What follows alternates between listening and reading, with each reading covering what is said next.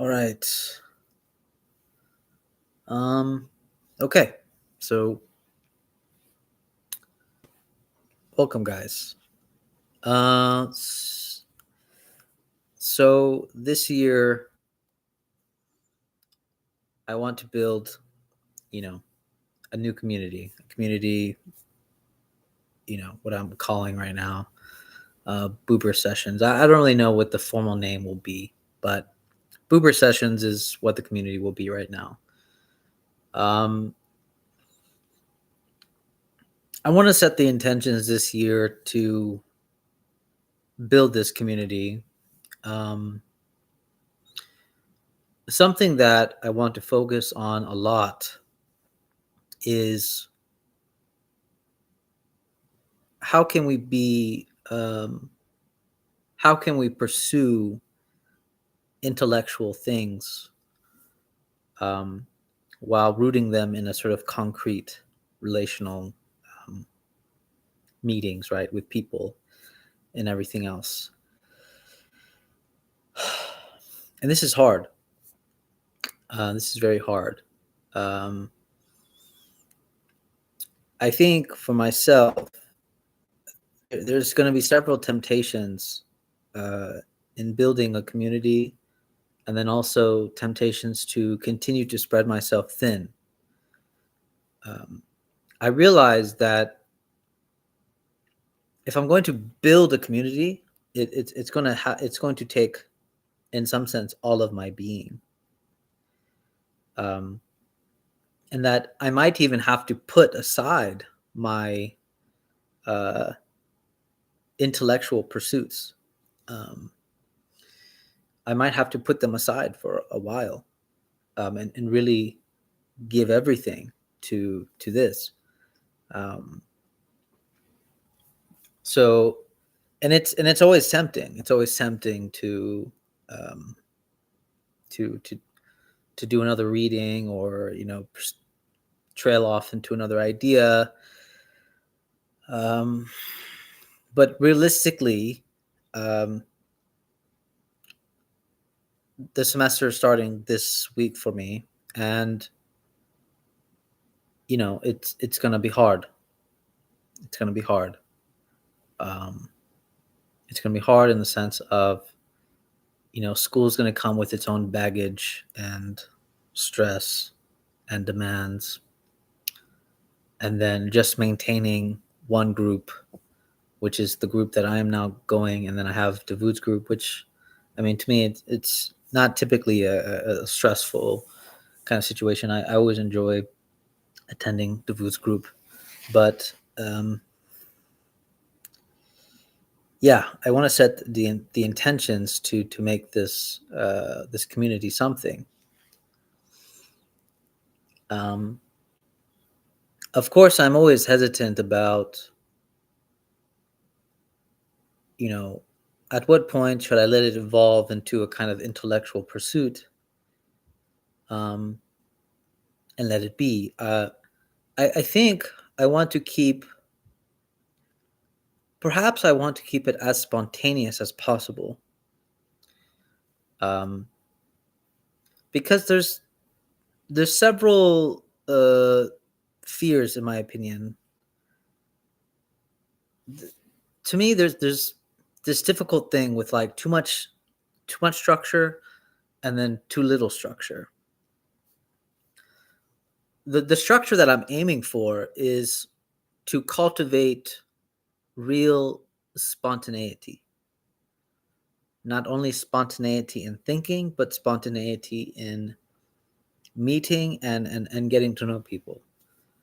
Um, that's the kind of structure that I want to cultivate. Now, I don't know what that looks like.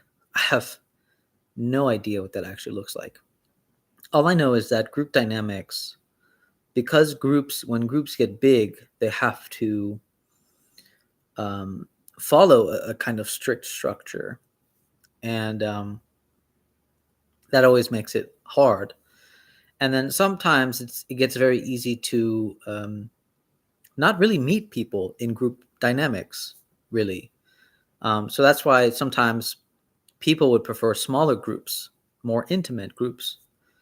I have this idea of eventually that once the community gets bigger, if it ever does, um, that I would split the groups into a sort of very intimate intimate twos, because I think that's what's needed.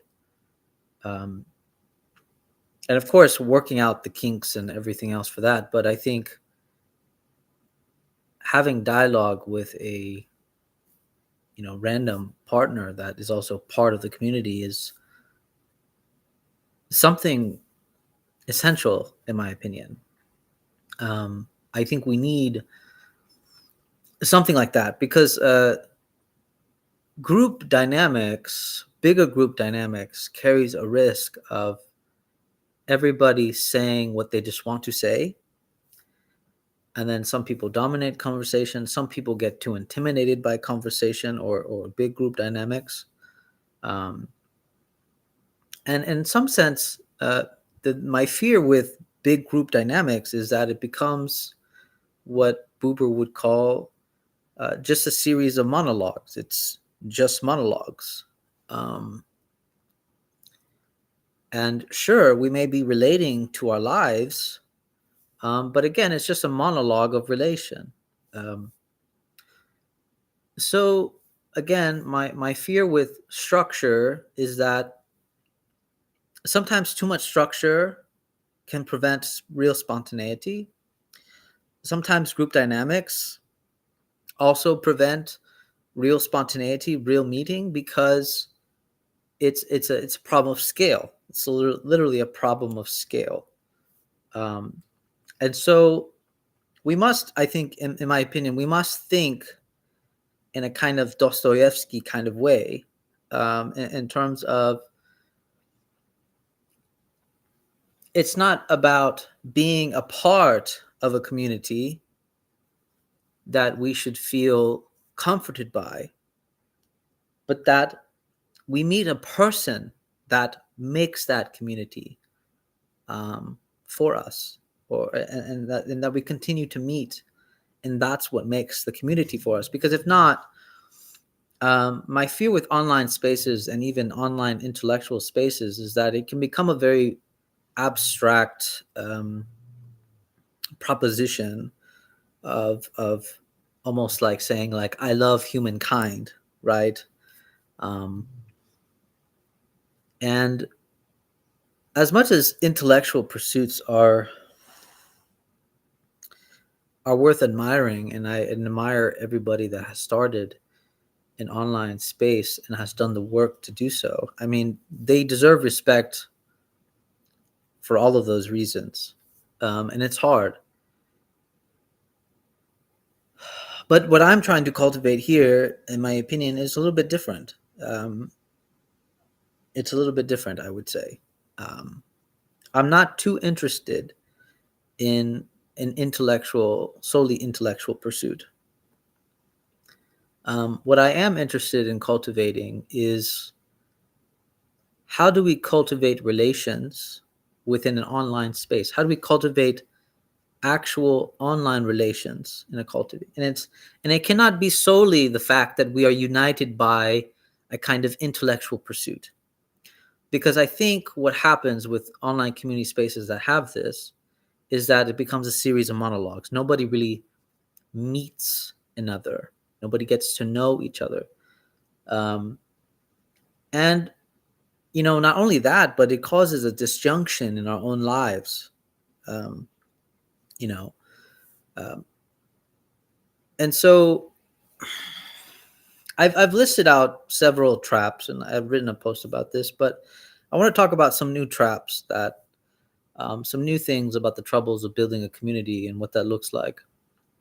Now, Davoud, my friend Davoud, he pointed out a very good one, right? The good one is that sometimes a community or a group, it just dies. The spirit itself, or the energy, the momentum, loses itself, and that's something that happens a lot. It happens because things happen in our lives, right? Like there's things that we can't control. People lose interest, or there's just a lot of circumstances happening that take a higher precedence.